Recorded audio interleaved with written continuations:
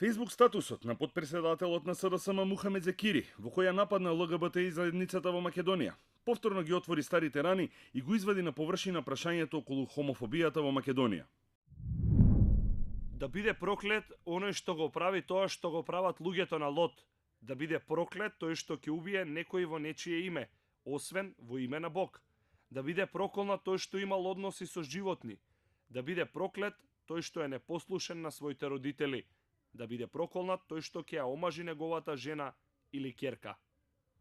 Во исламот, реферирањето на пророштвото на Лот традиционално се користи за да го демонстрира неодобрувањето на силувањето и хомосексуалноста. Зекири, кој се смета и за теолог, потоа изјави дека е против хомосексуалноста и геј браковите, додавајќи дека тој е негов личен, а не став на партијата чиј потпредседател. Припадници на ЛГБТ и заедницата остро реагираа.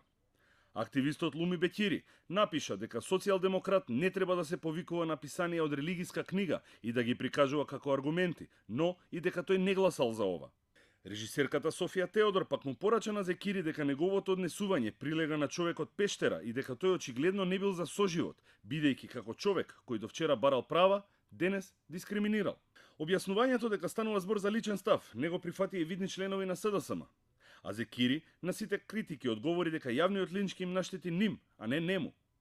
За топ тема на ваша страна, Зекири не сакаше ништо да коментира.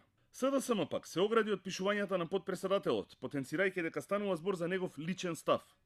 Премиерот Заев изјави дека тој, партијата и владата ги почитуваат различностите и сакаат да градат еднакво општество за сите. Владата не е најстручна по ова прашање. Ги повикуваме стручните луѓе, експертите да ни презентираат меѓународни искуства, да отворат дебата во јавност, да ја слушнеме нашата јавност и согласно тоа да одиме со процедурите за изногење на решение за ова прашање. Наспроти конзервативните ставови на Зекири, со сосема поинако гледиште излезе пратеникот на ДУИ Бранко Маноиловски. Хомосексуалноста, која беше декриминализирана во 1996 година, се уште е табу тема и е предмет на жестоки полемики во Македонија. Истакнатите членови на оваа заедница често беа мета на говор на омраза, но и на физички напади. ЛГБТ и Центарот за поддршка, кој беше отворен во старата Скопска чаршија, неколку пати беше демолиран, за на крајот да се затвори, а настрада и едно кафуле. Надлежните институции не ги расветлија овие инциденти, ниту пак некогаш ги осудија. Ниту една влада не покаже интерес на никаков начин да ги унапреди правата или пак барем да работи на спречување на хомофобијата и на последиците од хомофобијата. Така да мислам дека хомофобијата во комбинација со физичко, психичко и друг вид на насилство се едни од најголемите проблеми, иако проблемите ги има во здравствениот систем, социјалниот систем, правниот, полициското постапување, обвинителството и така натаму. Очекувањата на ЛГБТ и заедницата се повеќе од скромни, само дека не треба да бидат третирани како граѓани од втор ред, како што било досега. Она со што одеа партиите кои во моментов се на власт, како кампања беше слоганот едно општество за сите. И ние очекуваме дека во тоа општество и во тие сите спаѓаме и ние, и дека нема да бидеме повторно третирани како граѓани од втора или трета класа. Една од институциите која отворено дава поддршка и нуди помош на ЛГБТ и заедницата е Хелсиншкиот комитет. За жал, недовербата кон државните институции се пресликува и во граѓанскиот сектор. Она што јас за жал морам да го констатирам во овие години од кога работи центарот е дека многу ретко се доставуваат представки во кои што се укажува дека поради сексуалната ориентација им се попречува остварувањето на некои други права. Тоа реално не е фактичката состојба во Македонија, туку е пред се одраз на тоа дека тие немаат доверба се уште и не се охрабрени доволно за да кажат што точно им се случува. Исто така примаме многу представки во кои што ЛГБТ и луѓето зборуваат за својата психичка состојба. Поради притисоците од јавноста, поради стигматизирањето од страна на јавноста, во тие случаи ние им пружаме бесплатна психолошка помош.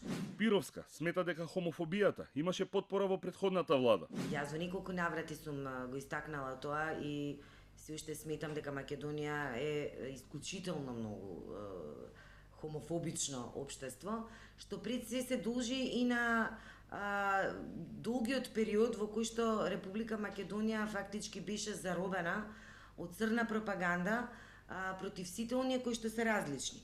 ЛГБТ и луѓето не беа исклучени, напротив, тие по целото владење на ВМРО ДПМН беа во нивниот фокус, беа дел од нивната црна пропаганда и се соочуваа со насилство. Системот на неказнивост на насилството кон оваа заедница и односот на институциите се први кои мора да се сменат.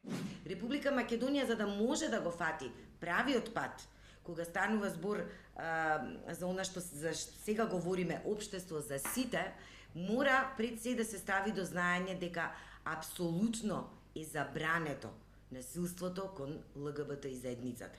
Насилство од каков било вид. Дека таквото насилство ќе се санкционира.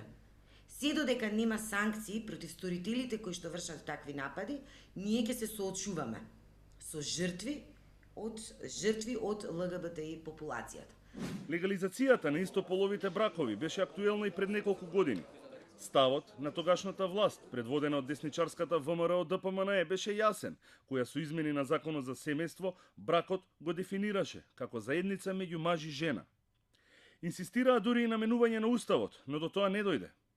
Каков ќе биде ставот на новата влада е отворено прашање. Брачната еднаквост е меѓу тие прашања и ние се надеваме на плодна дебата и на заедничко решение кое ќе придонесе да имаме разрешување на многу секојдневни проблеми со кои се соочуваат многу ЛГБТ луѓе, особено парови. Иако се постојано мета на напади, во полициските и судските архиви нема ниту една кривична пријава или пресуда поврзана со насилството врз членовите на оваа заедница. Хелсиншкиот комитет поднесе пријава против водителот Миленко Неделковски за говор на омраза, но се уште нема никаков епилог.